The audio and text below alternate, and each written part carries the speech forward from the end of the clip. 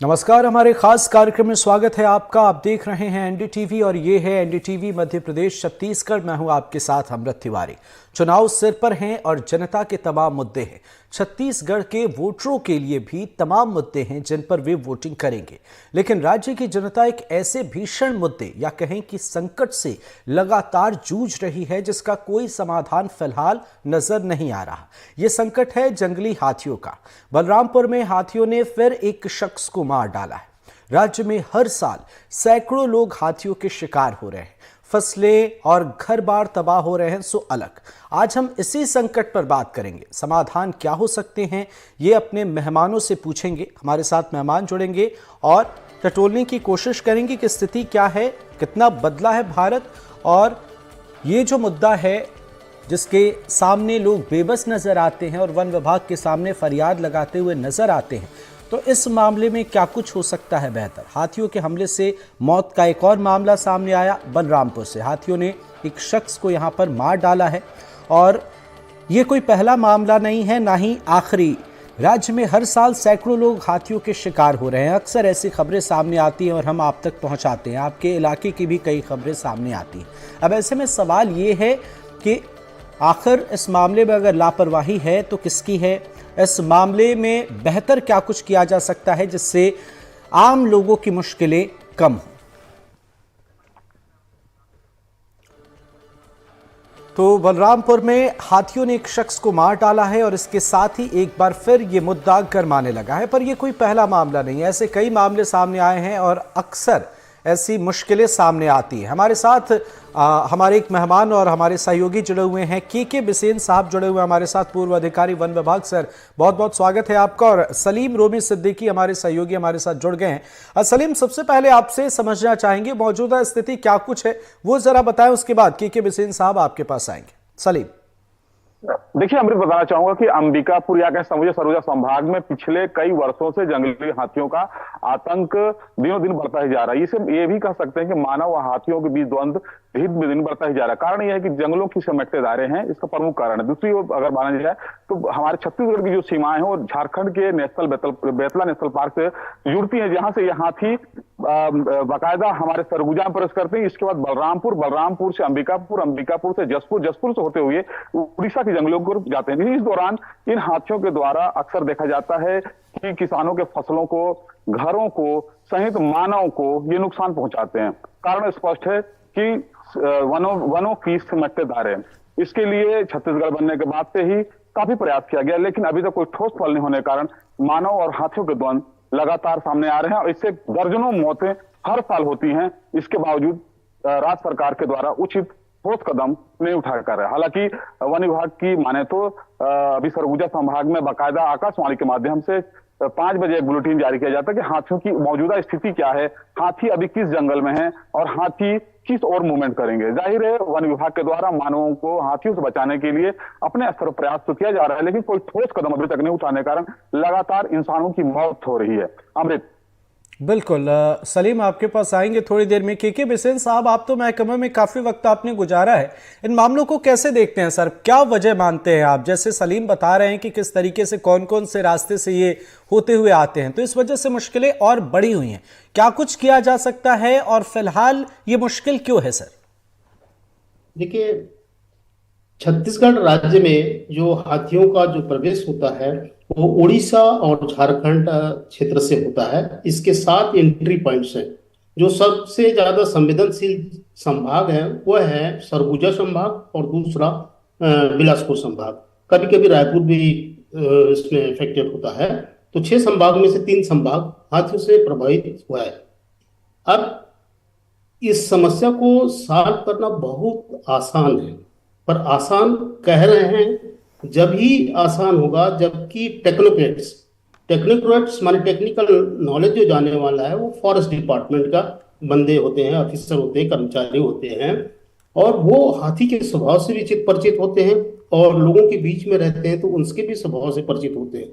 परंतु इस टेक्नोलॉजी का जो पर्कुलेशन होना है ग्राउंड लेवल पर, टॉप से बॉटम तक के ठीक ढंग से नहीं हो पा रहा है। मैंने इस संबंध में जो यहाँ के अपेक्स अथॉरिटी है उनको एक निगरानी समिति के मेंबर होने की हैसियत से कई बार सलाह भी दी है, परंतु उस पे कुछ प्रभावी अमल नहीं होता। और उनको करना चाहिए। अपेक्स अथॉरिटी जितनी अच्छी रहेगी, जितनी अच्छी दिलचस्पी से काम लेगी, तो बॉटम में उसका इफेक्ट जरूर पड़ता है। ये एक प्रकार का टेक्नोलॉजी का जो नहर है, जो नदी चलती है, वो टेक्नोलॉजी टॉप डाउन अप्रोच से चलती है, नीचे से नहीं। नीचे के गांव के लोग होते हैं जो कि दूरस्थ अंचलों में रहते हैं, और वो हाथियों के बीच में, बाघों के बीच में और जंगली जानवरों के बीच में रहते हैं। वहां की स्थिति को समझना पड़ेगा टॉप अथॉरिटीज को। टॉप अथॉरिटीज उसको समझ नहीं पा रहे हैं। एक समय ऐसा आया था कि छत्तीसगढ़ में इसकी जो जन हानि और हाथी हानि शून्य ला दी गई थी, और उसकी प्रोसेस पूरी लिपिबद्ध है सभी कार्यालयों में, चाहे पीसीसीएफ कार्यालय में हो चाहे सीसीएफ कार्यालय में, वो वहां पर मौजूद है। परंतु उसका अध्ययन वो नहीं कर पा रहे हैं, दिलचस्पी नहीं ले पा रहे हैं। वो केवल सिंपली एक सरसरी तौर पे एक निर्देश दे देते हैं, और निर्देश से काम नहीं होता। निर्देश में अमल होने के लिए, करने के लिए, एग्जीक्यूशन करने के लिए टॉप अथॉरिटी को कुछ दिनों के लिए दिलचस्पी लेकर के अफेक्टेड क्षेत्र पे जाना होगा। देखिए, टेक्नोक्रेट्स के ही बलबूते पर सोशल बिल बनता है, उसी टेक्नोक्रेट्स के बलबूते पर पॉलिटिकल बिल बनता है। पॉलिटिकल बिल को लाने के लिए टेक्नोक्रेट्स का बहुत बड़ा रोल है। जनहानि और हाथी हानि तभी रुकेगी जबकि टेक्नोक्रेट्स दिलचस्पी लेंगे। और टॉप अथॉरिटी को मैं सबसे पहले सलाह दूंगा कि वे सबसे पहले इंटरेस्ट लेना चालू करें। दिलचस्पी हो तो बहुत इजी नहीं है। हाथी एक शांतिप्रिय जंतु है, उसके पास में फटाके न फोड़े, उसको इरिटेट करने का माहौल तैयार न करें। जनरली गांव में उत्सुकता वक्त फटाके फोड़ते हैं, उसको देख करके उसको भगाने का प्रयास करते हैं। वो ऐसा नहीं करना चाहिए। और फसल मुआवजा यदि होता भी है तो जल्दी से जल्दी उसका भुगतान उसको करना चाहिए। जहां जहां भी ऐसे स्थिति हुई है, फसल मुआवजा का वितरण बहुत प्रॉम्प्ट हो गया है, और अधिकारी स्तर के लोग, कर्मचारी, फॉरेस्ट गार्ड, रेंजर, एसडीओ के ये बिल से हटके है। इनके बिल लाने के लिए हमको टॉप अथॉरिटी को पीसीसीएफ, दो पीसीसीएफ है हमारे। टेरिटोरियल में एक अलग पीसीसीएफ जिसको हॉप बोलते हैं, और वाइल्ड लाइफ के विंग में एक पीसीसीएफ वाइल्ड लाइफ है। इन दोनों को फील्ड में उतरना पड़ेगा। ऑफिस में उतरने की जरूरत नहीं है। ऑफिस में का काम करने के लिए उनके सहयोगी बहुत हैं, परंतु फील्ड में ये क्राइसिस मैनेजमेंट को हल करने के लिए मौके पर जाना होगा। जी बिल्कुल बिल्कुल सही। कई मसलों का आपने जिक्र किया जिस पर गौर करने की जरूरत है। यहाँ हमारे साथ सुनील अग्रवाल जी जुड़े हुए हैं, सामाजिक कार्यकर्ता। बहुत बहुत स्वागत है सर आपका भी। हमारे साथ के बिसेन साहब जुड़े हुए हैं, पूर्व वन अधिकारी, और सलीम सिद्दीकी हमारे सहयोगी भी जुड़े हुए हैं। क्या कुछ स्थिति है उस पर हमने जानकारी ली है, और के बिसेन साहब ने कई सुझाव भी यहाँ पर दिए हैं, लेकिन आपसे जरा समझना चाहेंगे इन स्थितियों को आप कैसे देखते हैं। फिलहाल मामला बलरामपुर से सामने आया है, जहाँ एक शख्स की हाथियों ने हत्या कर दी, और मतलब उसके हमले से उसकी जान चली गई है, और ऐसे कई मामले सामने आए हैं। तो मौजूदा स्थिति कहाँ पर आप कमी देखते हैं, क्या कुछ चीजें बदलने की जरूरत है? सुनील अग्रवाल जी।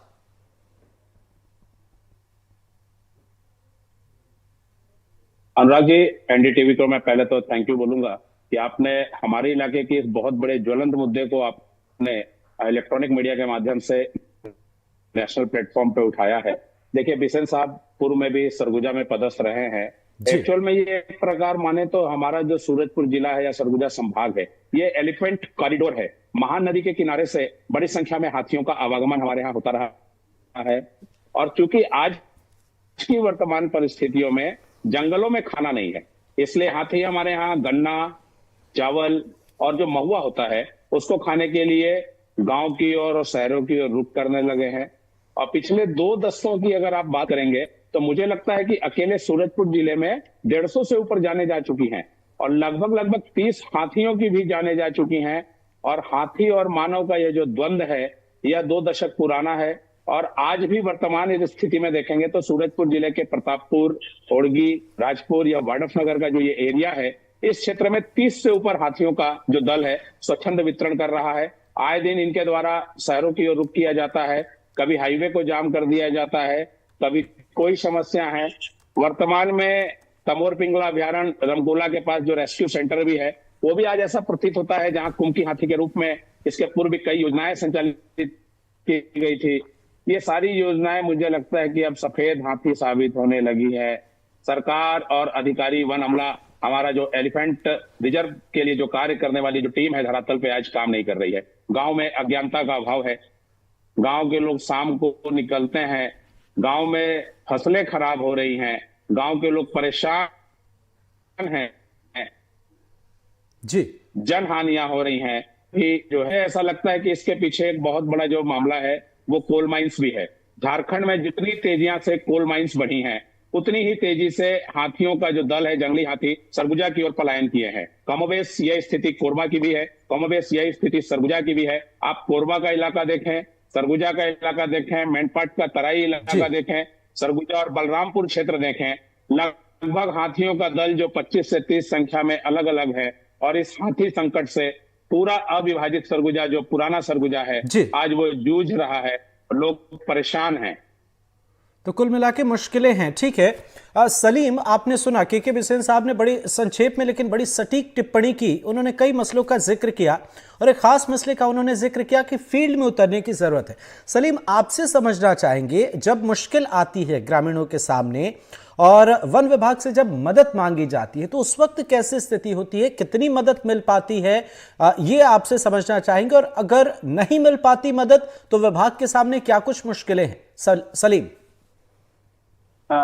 निश्चित तौर पर अमृता का बताना चाहूंगा कि देखिए ये हाथी हैं और इनकी संख्या हमेशा दल में 15 से ऊपर रहते हैं।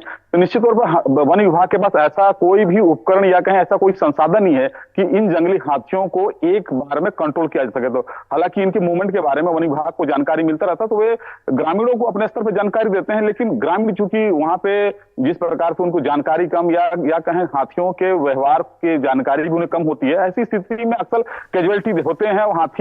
हाथी और मानव द्वंद में इनकी मानव की मौत होती है या कभी कभी हाथियों की मौत हो जाती है। तो कहा जा सकता है कि वन विभाग के द्वारा ठोस व्यवस्था या कहें ठोस जानकारी या कहें ठोस पहल नहीं किया जा रहा, ताकि इन हाथियों को इनके रास्तों से ही। ठीक है सलीम, वन विभाग कितना सक्षम है, हम आपसे ये समझना चाहते हैं कि विभाग कितना सक्षम है, ऐसी जब जानकारी मिलती है तो कितनी मदद मिल पाती है।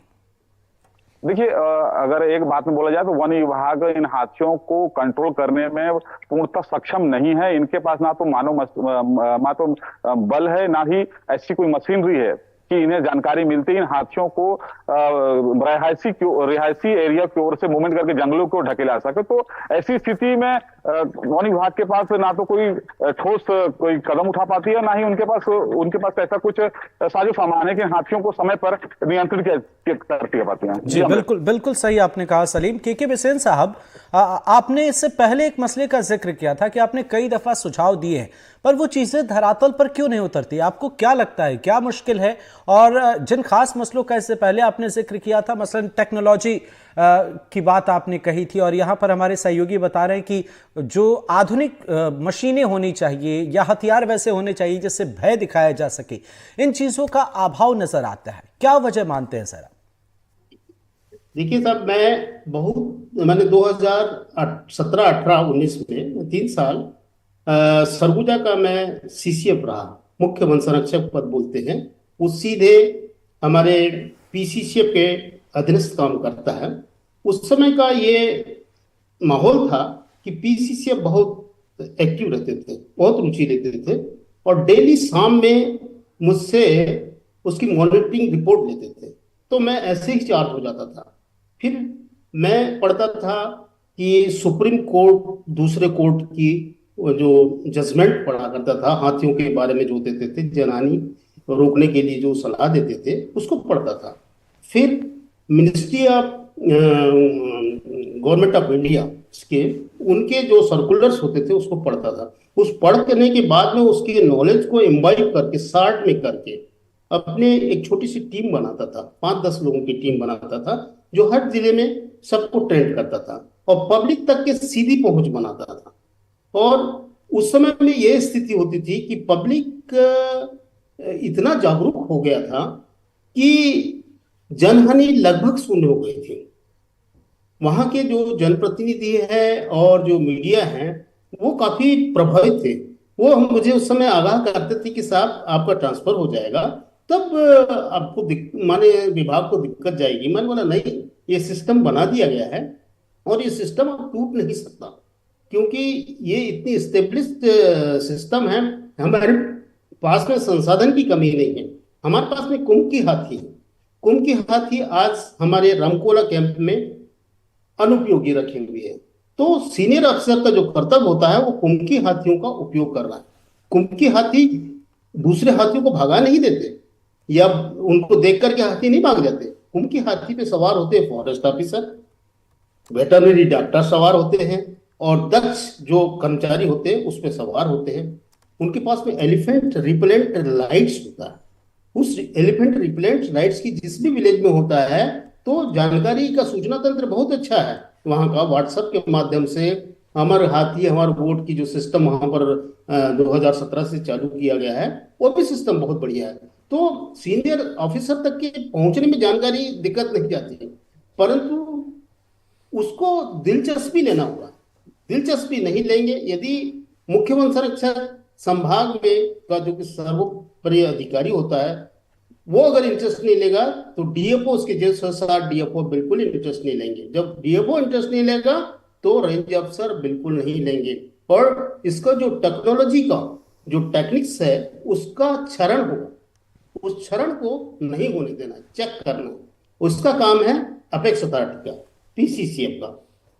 पीसीसीएफ को इस माहौल को बनाने के लिए जो गवर्नमेंट को बहुत अच्छा एडवाइस करना पड़ेगा कि इस जगह में इसकी पोस्टिंग ठीक है, ये दिलचस्पी लेता है, ऐसे ऐसे लोगों को पदस्थ करना चाहिए। तो जो ब्यूरोक्रेट्स होते हैं पॉलिटिकल बिल उसके साथ में जुड़ जाता है। यदि टेक्नोक्रेट्स टॉप लेवल पे बैठा हुआ बहुत टैलेंटेड है और ह्यूमैनिटी बैकग्राउंड को सोचता है कि जो गांव का लोग नहीं मरा बल्कि सिस्टम मरा है जी, हानि नहीं होती, सिस्टम की हानि होती है।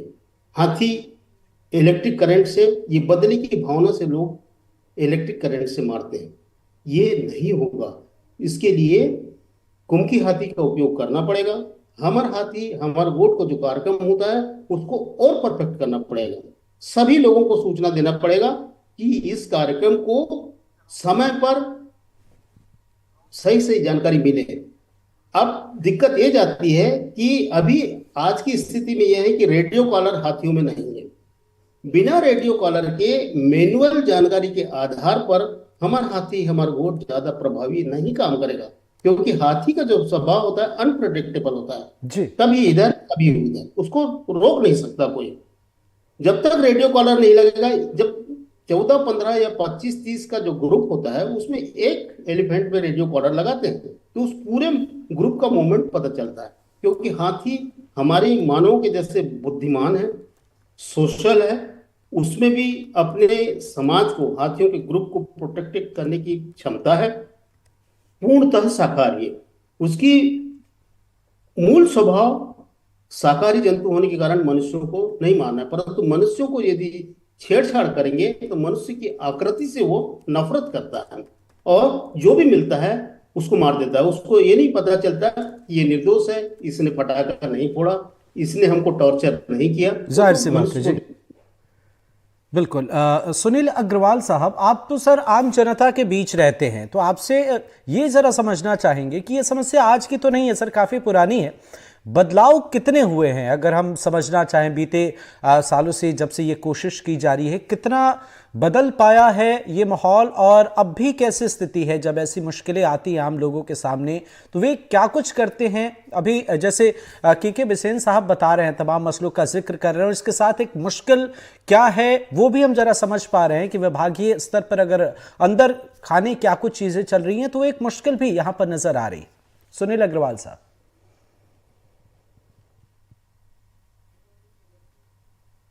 देखिए, मैंने पूर्व में भी कहा कि पूरे छत्तीसगढ़ में अगर सबसे ज्यादा हाथियों से कहीं जाने गई हैं लोग काल कलवित में, तो वो हमारा सरगुजा अंचल है। और ऐसा नहीं है कि हाथियों के कारण मनुष्यों की जान गई है, हाथियों की भी जान गई है। आज के वर्तमान परिवेश में ग्रामीणों के पास कोई ऐसे आवश्यक सामान नहीं है जिससे वो हाथियों को भगाने में का प्रयास करें। आज भी वही पुराने पटाखे फोड़ना, पेटी को पीटना, और जाके अंततः जब दिखता है कि हाथी अगर वे किसी भी प्रकार से बाधा उत्पन्न कर रहे हैं तो प्रशासनिक अमला उन्हें गांव के किसी स्कूल में, पंचायत भवन में सुरक्षित कर देता है। क्योंकि मेरा मानना है कि वन अमले का जो निचले स्तर का जमीनी अमला है उसे आज भी मुस्तैद होने की आवश्यकता है। जैसा बिसेन साहब बता रहे थे कि हाथी बड़ा बुद्धिमान होता है। आज हमारा जो क्षेत्र है वो गन्ना उत्पादक क्षेत्र है, शक्कर कारखाना है, और हाथी का प्रिय भोजन होता है गन्ना। और गन्ने की खुशबू के कारण, गन्ने की और चावल की खुशबू के कारण, महुए की सुगंध के कारण जो हाथी है वो गांव की ओर आ जाते हैं। कच्चे घरों में रखा हुआ चावल और जो हमारे यहाँ लोकल वाइन जिसे हम देसी शराब बोलते हैं, उस शराब को वो पी जाते हैं महुए का। उसके बाद हाथी मदमस्त हो जाता है, और जब वह मदमस्त होता है तो वह फसलों को भी रौंद देता है, कच्चे मकानों को भी तोड़ देता है, और सामने अगर कोई व्यक्ति आ जाए तो वो उसे भी रौंद देता है। आज वर्तमान आवश्यकता जागरूकता की है। शासन और सरकार को, सत्ता के नुमाइंदों को चाहिए कि इस क्षेत्र में गंभीरता से विचार करना चाहिए कि आखिर कब तक हाथियों से जान जाएगी। आपकी बातें एकदम सत्यता है कि 2 दशकों से पुरानी यह समस्या है, 20 साल से ऊपर हो गए हैं। मुझे लगता है कि अगर आंकड़ों का एक्चुअल आंकड़ा उठाएंगे आप तो 100 से 150 के बीच में लोगों की जानें जा चुकी हैं।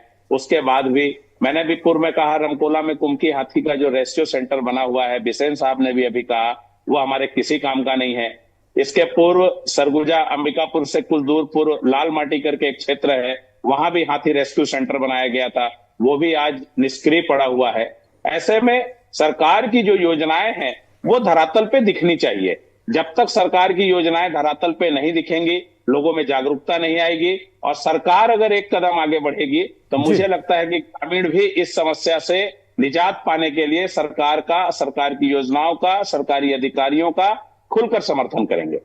बिल्कुल, इस कार्यक्रम से हम उम्मीद करते हैं कि जो आला अधिकारी हैं विभाग के उस मामले पर गंभीरता दिखाएंगे। के बिसेन साहब, आपसे सजेशन अगर हम चाहें, सुझाव इस समाधान के लिए, इस मुश्किल से निपटने के लिए, तो आप क्या देना चाहेंगे?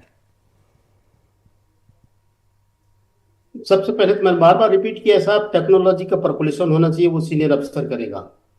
दूसरे नंबर का ये है कि जो सोशल बिल लाने के लिए, माने हाथी के प्रति नफरत के भाव को प्रेम के भाव में बदलने के लिए, उनकी जो फसलों का नुकसान करता है या इन्हें नुकसान ही करता है, तो उसका भुगतान यथाशीघ्र होना चाहिए।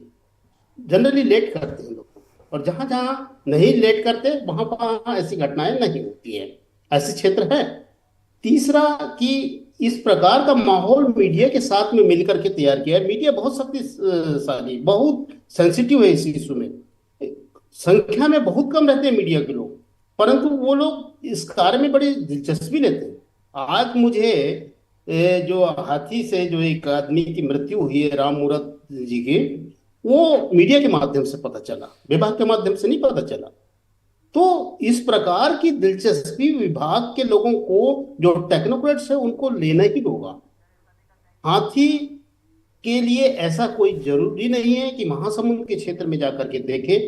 वहां किसानों का नेता है राधे लाल जी सिन्हा, उनसे संपर्क करें, बताएं कि 52 गांवों की समस्या हाथियों से कैसे निजात पाए। वो मुश्किल से आधे घंटे के अंदर पूरा ब्रीफ करके बता देगा, और वो बताएगा कि हाथियों से जुड़ने से ये लाभ है। हाथियों से रेवतपुर क्षेत्र में अगर जाकर के देखे, खरबूजा के क्षेत्र में, मनोहरपुर क्षेत्र में देखे, हाथियों को बड़ा सम्मान करते हैं सब। हाथी को गांव के लोग इतना चाहते हैं कि जैसे गाय को पूजा करते हैं, बिल्कुल पूजा करते हैं। हमारे देश में तो ये परंपरा चली आ रही है सर। लेकिन विभाग अगर इन मामलों से निपटने के लिए टेक्नोलॉजी का सहारा ले, आला अधिकारियों से संपर्क करके एक बेहतर प्लानिंग के साथ सर्वे किए जाए, फील्ड में उतरा जाए जैसा आप कह रहे हैं, तो स्थिति बदल सकती है।